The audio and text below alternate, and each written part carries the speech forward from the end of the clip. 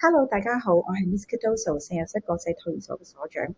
咁呢一度咧，我哋就想介紹下 CISJ 俾啲少少 tips，等家長點樣可以幫助小朋友嚟緊呢一個kindergarten 嘅面試嘅。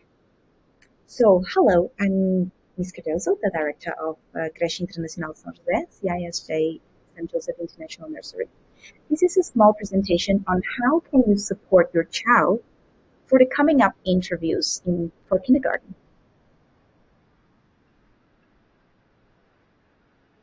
So first, it's important for you to establish good routines at home.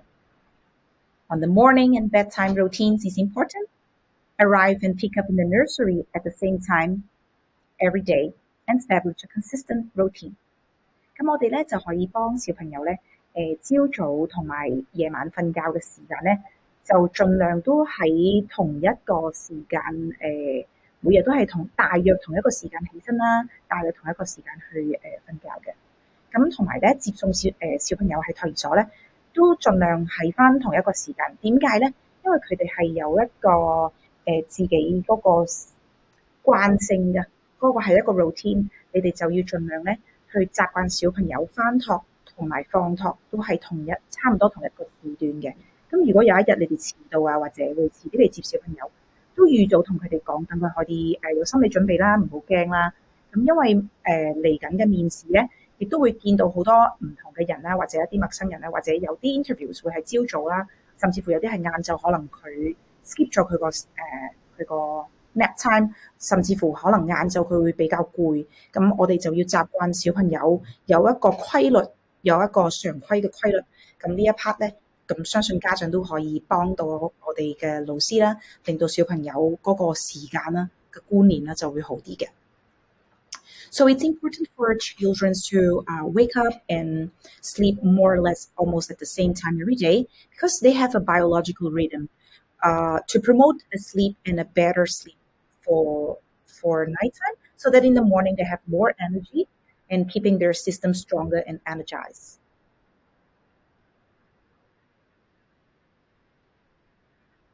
So next point is also very important so that parents can also support us on this reading to your child to expand their vocabulary and communication skills.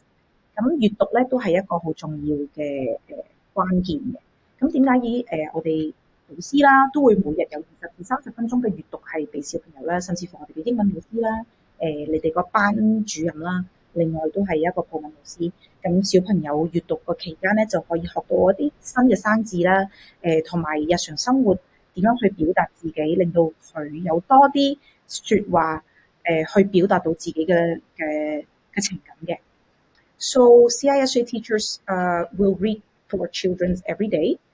Around 20 to 30 minutes, our teacher and the Portuguese teacher, they have this routine here in CISJ so that they can build up their vocabulary, having more knowledge on how to communicate their feelings and their emotion. And of course, the more extensive their vocabulary, the better it's to prepare them for the kindergarten interview and also for their future. 咁呢一 part 家長都可以喺屋企咧，同小朋友閱讀多少少咯。咁英文書又好，中文書都好，普通話都唔緊要嘅，最緊要係同小朋友多啲閱讀嘅時間。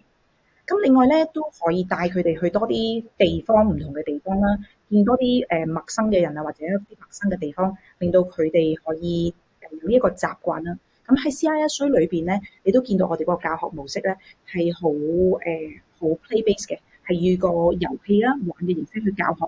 咁同埋咧，我哋亦都有好多 visit， 例如有啲教授會過嚟參觀我哋嘅托兒所啦，我哋會有家長嘅參觀托兒所啦，甚至乎你見到我哋會有外籍嘅老師啦，同埋中國籍啊或者菲律賓籍嘅老師啦，咁令到小朋友咧可以有多啲呢一啲嘗試啊，見到一啲唔同嘅人啦，有男老師啦、女老師啦。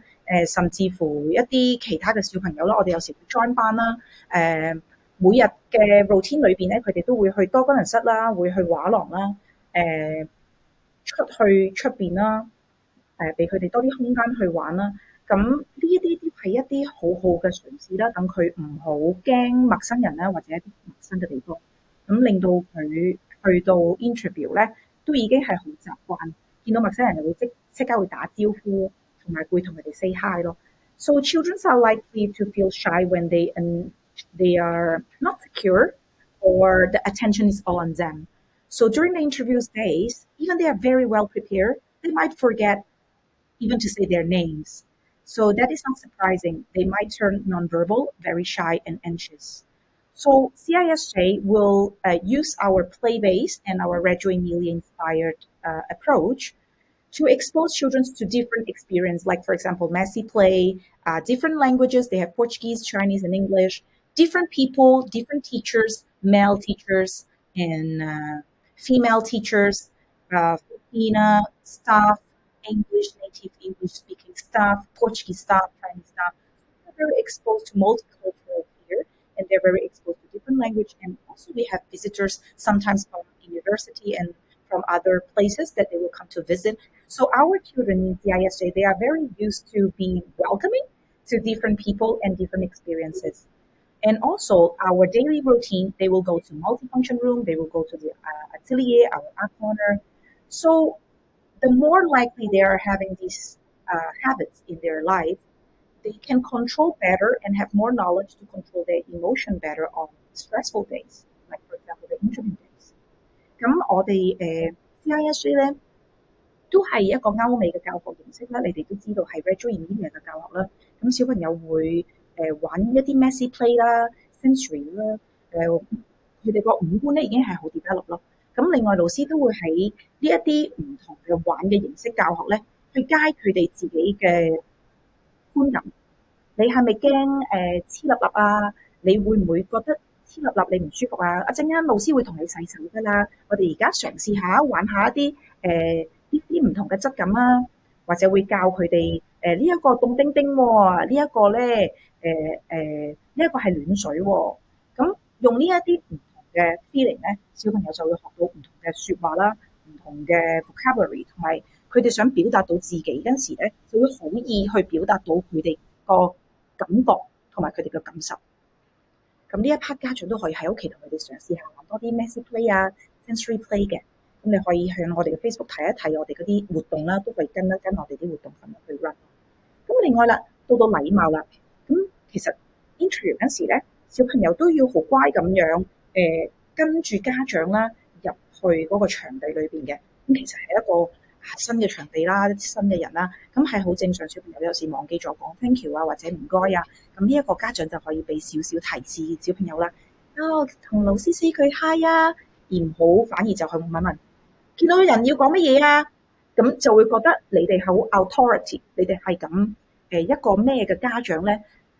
其實 interview 裏邊都唔係淨係睇小朋友咯，亦都會係睇翻家長同小朋友嗰個關係嘅。So during the interviews, it's also very important that parents keep calm. And if child forgot to say hi or good afternoon or good morning, you can say, hello, good morning, teacher. Can you say good morning to teacher instead of just judging? Oh, what should we see when you see people? Because by judging them, you are also being observed of how is your relationship with your child. And you can make them feel more stressed. So try to always role model. It's what we use here in CISJ. The teachers role model how we expect child to behave so that they will cap it and they can do it. 咁我哋老師咧都會模仿咯，模仿嘅形式去教小朋友。見到譬如廚房嘅姨姨送飯入嚟，咁我哋都會講同好姐講 good morning 啦，我哋要講早晨㗎喎。咁早晨好姐，早晨拿姨，咁小朋友見到咧就會模仿啦。咁呢一度係一啲少少 tips 啦，咁同小朋友可以多講 thank you 唔該，早晨你好，我叫乜乜乜咁樣，或者自己推開張凳坐低食飯，我哋食完飯應該係拍翻埋張凳㗎喎，咁我哋就唔會特登有個 exercise 去教小朋友點樣去剝咗張凳再拍翻張凳呢一啲咁少少，或者玩完嘅玩具應該點樣執啊？我哋就會喺我哋嘅 routine 裏邊已經教到小朋友咯，日常生活可以加插呢一啲 concept 落去，咁就唔會好似好 robotic 啊，好似教緊一個 robot 咁樣咯。咁呢一啲都係一啲少少 tips，我相信你哋喺屋企都已經有做㗎啦，咁就 keep 住做就 OK 㗎啦，唔使太緊張。So also in CISJ, we have the routine of like asking the child before meals to pick their chairs, and then after eating, can you wipe your mouth? Can you put back your chair? So these are little tips that children can do, and they often do. And of course, during their cleanup time, how to clean up the toys, how to sort out the toys in one basket, for example, the Legos, in the other basket, we will put other soft toys. So they know in the routine how to sort toys, and it might be one of the exercise in the interviews of sorting different toys or sorting different shapes. Through play, you can teach children easily how to follow these verbal instructions。咁喺玩嘅期間咧，或者執嘢、執玩具嘅期間咧，我哋都可以教小朋友點樣分類咯。譬如呢一個 basket，BB 幫我擺翻啲紅色嘅 LEGO 啊，呢一個幫我擺翻啲藍色嘅 LEGO。咁你已經係喺遊戲中之中就教緊小朋友點樣分類咯。同埋最緊要係識等待。我哋就教佢點樣去等咯。we need to share 一齊玩啊 share 啊，同埋日常生活咧，小朋友可以幫你哋拎翻個碟翻廚房啊，甚至乎攞對拖鞋俾媽咪啊，呢啲少少嘅嘢都可以教到佢哋點樣有禮貌啊，甚至乎執完嘅玩具有手尾啊，點樣去執咯。So through little tasks that they can help at home, for example, oh, can you bring the sleepers to mommy? Can you bring my pajama to me? Can you help after you're brushing the teeth? Can you help me to close the toothpaste? These little skills on the daily life, you can also build a very healthy habit with your child to build up manners and how they can integrate in different activities and turn them more independent. So next, we are also giving you a little advice on the way that you can interact more with your child. For example, how can we, or CISJ, how do we integrate fine motor skills onto problem solving skills? We have shared this little video in our CISJ Parenting Center Instagram, and also we have shared on Facebook. So I might not play this video to not extend it more, but just to show you that through this video, you can see that in an art activity, we are showing different shapes and different colors to children.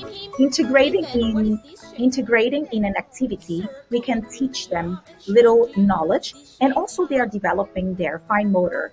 Once they develop their fine motor, they can also easily put their shoes on by themselves or different activities for their daily skills, their fundamental skills that they need to learn.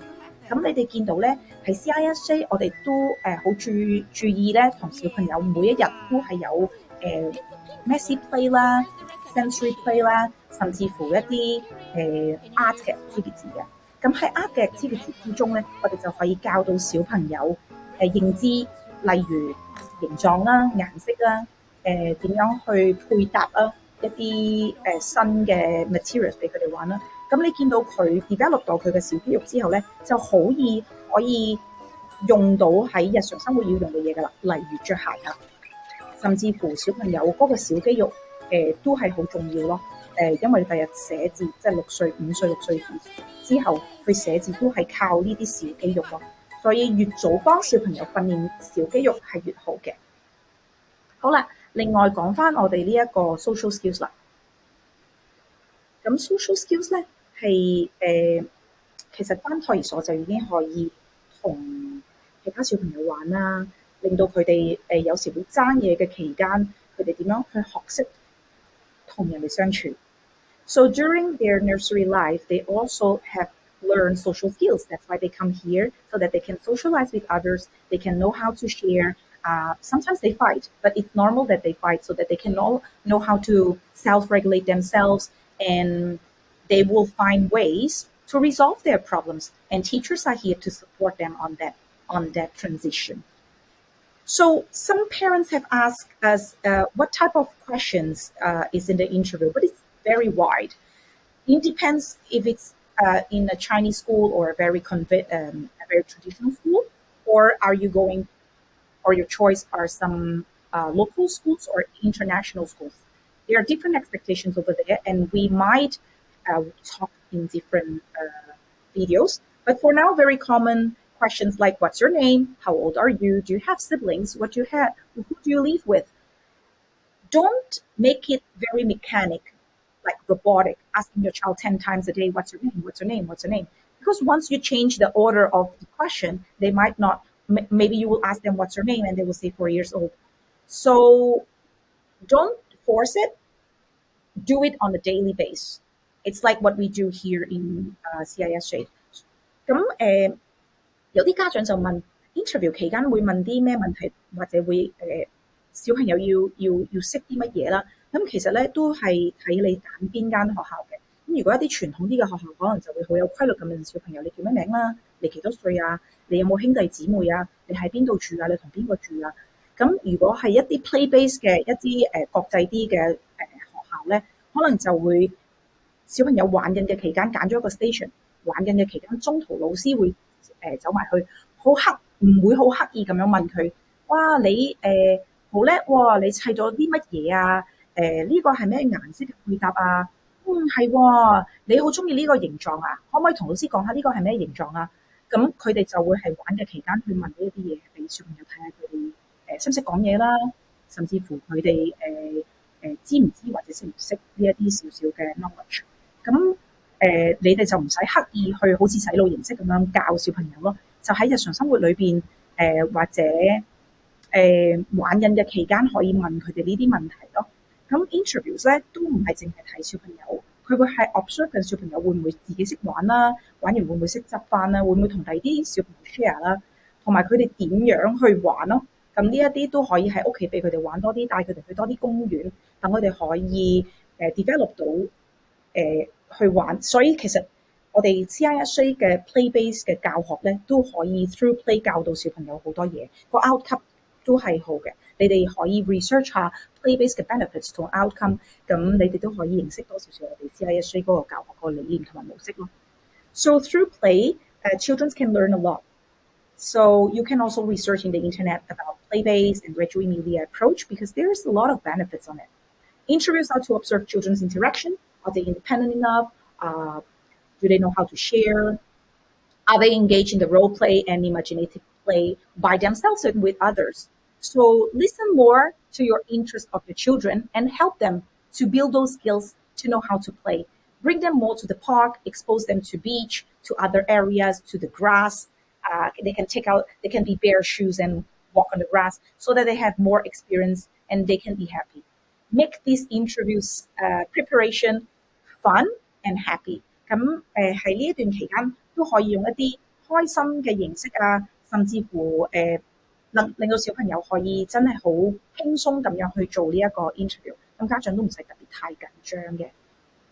咁我哋都會陸續 send 多啲短片，我哋喺 CISA 做緊啲乜嘢，等你哋可以知道有認知去知道同埋點樣去教導到小朋友啦。咁呢一個係講少少我哋嗰個 CISA 嘅理念啦，同埋我哋個背景咯。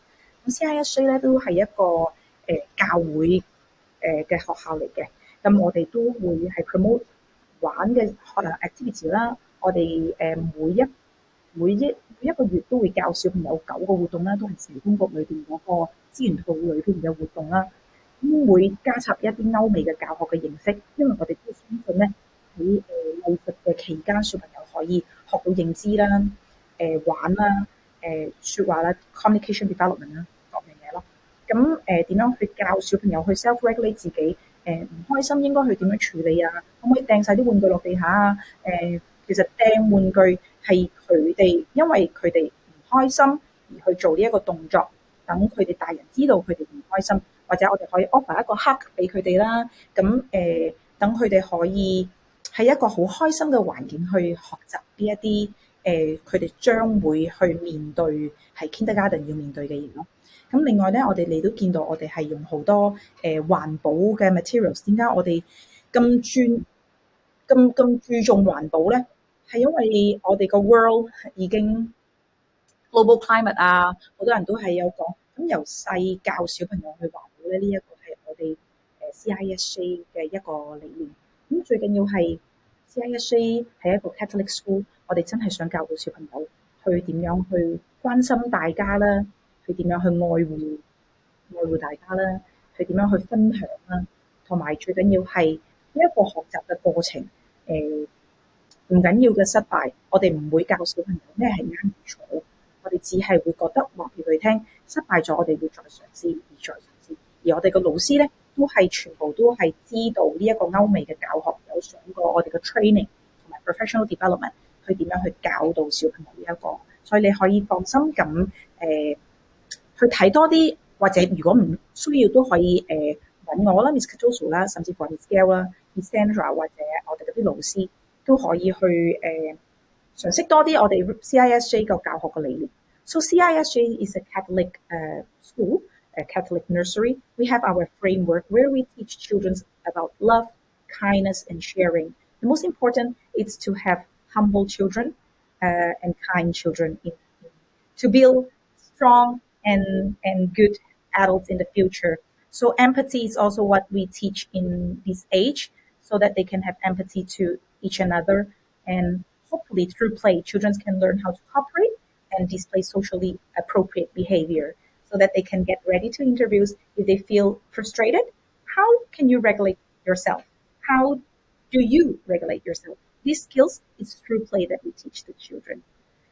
So it's good that you also can go to our webpage, and in our webpage we have a lot of about our school and our philosophies. So here's some basic tips.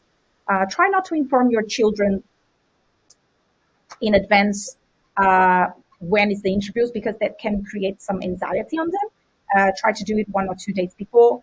Try to understand if it's a group interview or individual interview, so that you can create expectations to your child. Oh, there will be a big place, the different stations with different children. You can cheer, and you can try to do it at home, so that they can, in a secure environment, they can help. Also in CISJ, we will promote some mock interviews, so that children can be aware of what to expect and how to expect and what will happen on those interviews. Explain to your child that nursery is a school for young children, and soon they need to get a new school because they are getting older. Stay calm, try not to stress too much, and don't pressure your child too much on like asking the same question, because they will lose interest and they will not answer you anymore. And for another tip, either daddy or mommy, the more calm adult should be the one to accompany the child in the interview. 咁呢度少少 CISA 嘅 tips 俾你哋啊。第一就係唔好好早講俾小朋友聽佢會有呢一個面試咯。咁就1至2天之前就已經 OK， 咁小朋友就唔會咁緊張嘅。另外咧就係預早知道嗰間學校個 interview 個形式會係點樣。會係 PlayStation 啦，1對1啊 interviews 啊，家長可唔可以入啊？會唔會係一班小朋友一齊玩啊？咁如果你哋一早知道，就可以預早話俾小朋友聽，佢入去嗰個場所之前會expect 啲乜嘢，等佢唔好咁緊張。另外第三就係開始解釋俾小朋友聽，托兒所係俾細嘅小朋友㗎。將來咧你就會返 kindergarten 㗎啦 ，kindergarten 因為你大個啦，大個就返大個嘅小朋友嘅學校啦，咁佢就唔會咁 anxious。唔會明白點解我返得咁好，你又轉我學校啊？咁就預早解釋俾小朋友聽就會好啲嘅。咁家長都唔使特別太緊張。第四就係緊張係幫唔到小朋友，亦都幫唔到你自己。咁就 keep calm，聽多啲音樂，同小朋友閱讀，同小朋友玩多啲，去多啲公園。咁輕鬆去等待呢一個 interview 嘅期間啦。有啲咩唔明都可以問我哋老師，或者可以直接揾我 Miss Cardoso 咯。